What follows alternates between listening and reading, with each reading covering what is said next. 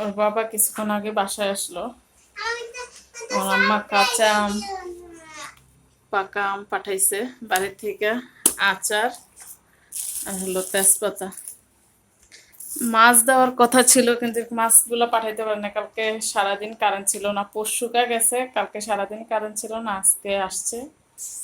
মাছ তো বরফ গলে গেছে, বরফ গলে গেলে তো আনতে ঝামেলা।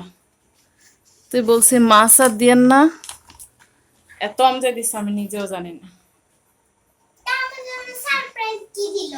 এই যে সারপ্রাইজ। তুমি কি রাগ করছো এখন? হ্যাঁ,